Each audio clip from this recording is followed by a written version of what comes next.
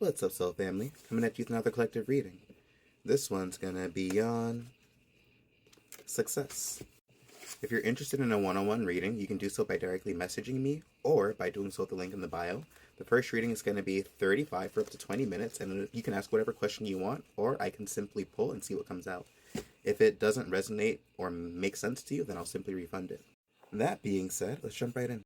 So the first card I got is Dark Man, and that usually says something like dealings or relationships with a man with dark complexion or hair. We have Tiger, which is doing something risky, taking a chance. And then we have December. So let's go ahead and see what the rest of the reading is about. I already feel like, and many times, I'm not, oh my god, please don't do this like out of nowhere. If you've been considering or contemplating taking something that you might perceive to be a risk or taking a chance on something, then do it. But if this is now just like pushing you to like do something absolutely crazy, like please don't do that. Like it's always important to be very discerning with whatever messages you get from anybody. And the Page of Swords has the energy of always being curious, always being like open, and always being kind of like, it's like somebody who's, it's like the forever student kind of card. It's like somebody who's always willing to be open to knowledge or learning something new or experiencing something new.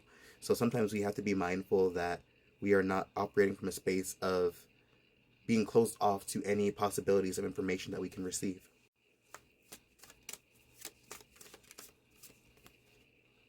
And then we have the Judgment card of the Queen of Cups. So this is a lot about using your intuition and trusting your connection like with whatever you feel like is guiding you. Trusting your intuition, trusting your inner self, trusting your deities, trusting your guides. It's like trusting the signs that you know like for a fact that you've been getting to act on or move forward or to do something in some capacity. I think it's really important to many times, again, always trust yourself above all else to make whatever choices you think are important, or to make whatever choices you believe are best to then get you to success.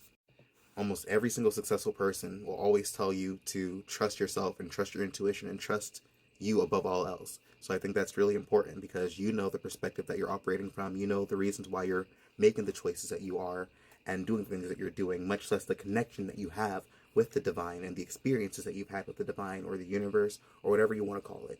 So it's really important to be very while discerning and not like just ungrounded, trusting and intuitive and trusting that we can navigate through whatever situations we're in as a result of that connection that we have.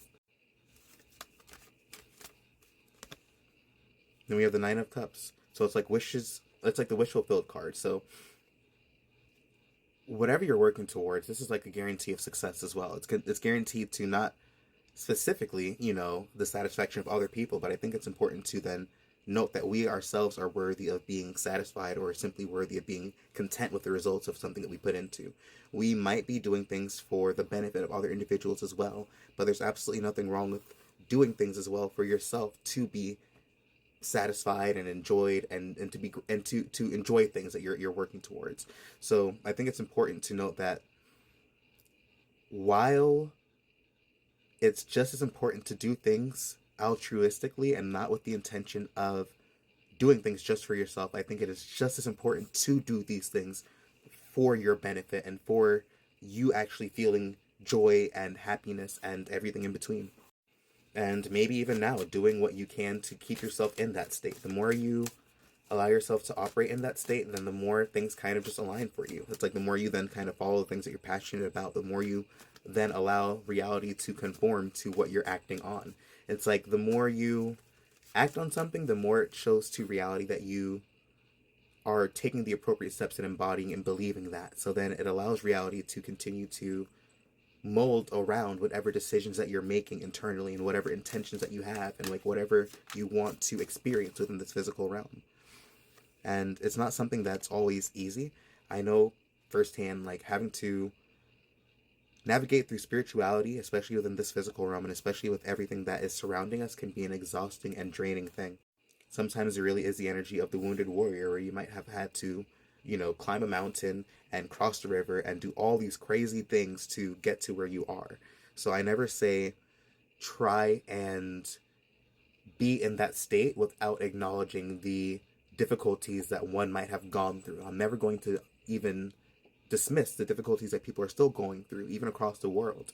But what you can do, and what does allow things to shift faster, even for the benefit of other individuals, is doing what you can to remain in a positive, or not even positive, even just neutral, and in a state of allowing things to unfold in a way that might benefit you in the long run. Even if you can manage to do just that, that is miles ahead of what most people do. And I'm not saying you're not allowed to have your bad days, bad moments. You got to crash out, release whatever you got to. But what you can do as well is continue to move on after that. It's like it's either you crash out and then succumb to whatever you're crashing out about, or you crash out and then continue to move forward, even if it's just existing another day and watching your favorite shows or moving forward in whatever capacity that you have. The Nine of Wands is definitely one of those cards that I don't ever want to like dismiss somebody's trauma, somebody's journey, somebody's experience, and how they got to where they are. Let's pull a couple more. And then the Four of Pentacles. So maybe we're looking for stability, and then in that exact same breath, needing to release things that aren't of benefit to us. I know for a fact that there are so many things that I've come to the conclusion of over the past couple months, or even years, even over my existence, that I'm realizing that there are certain ideologies, certain beliefs, certain people even, that I simply have to release because it's not of benefit. And sometimes we want to hold on to these connections and we can see the potential of them, but sometimes holding on to the potential of something, or holding on to something that's transforming, isn't as beneficial as simply moving on and embodying what you need to be and what you need to attract in. One of the things that I don't necessarily like, I think manifesting somebody specifically and manifesting somebody back sometimes can be not worth it depending on the circumstances, right? And I say that because sometimes, just because we have the capacity to shift how we experience somebody, sometimes there's too much momentum behind how that person is being presented to us in reality, and how they are acting and how they are themselves, that it's not necessarily worth putting your time and intention and action towards trying to remedy that. It's much better to simply pour that energy back into yourself and then attract somebody in who's going to then reflect that better aspect of yourself that you're pouring into. And then if people then choose to, or things then choose to shift and then meet you where you are, then that's perfectly fine. But I think it's important to note that sometimes letting people and things go is just better for you. And then exactly, we have like the Two of Cups and the Three of Wands. So it's like, and then in letting those things go and then moving forward, you allow yourself to attract in better. It's like the Two of Cups compared to the Three of Cups, or compared to other cards. And the Three of Wands, it's like the energy of, as you're seeking out these things, right? It's like, well, this person's like quite literally looking towards these things. It's like you're looking for it.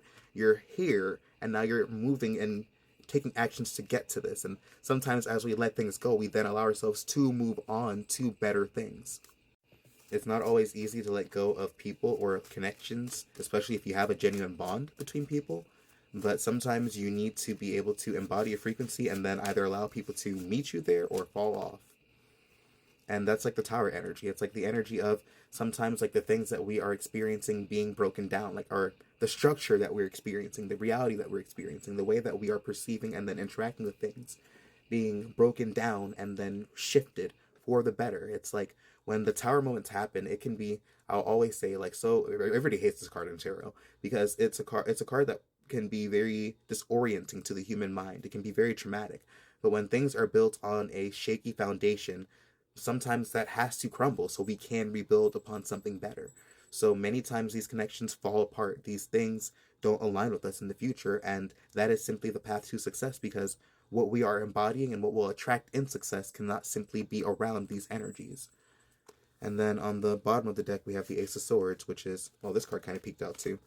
So we have the Ace of Swords and then the Empress, which is like, I guess, or has a lot to do with obtaining clarity, and then also self-care, loving, and empathetic approaches to things. There's always the ability to be logic and rational and disciplined, but then I also will forever fight and say that being loving to yourself, kind to yourself, pouring into yourself, and being really caring and nurturing will then allow you to gain clarity just as much as being disciplined is. I think there is a balance between both, and I think it's important to understand that. But especially since this world is so masculine heavy, we got to embrace that Empress energy and take a lot of self care into account. But either way, you guys, peace and blessings. I'll catch you guys in the next reading.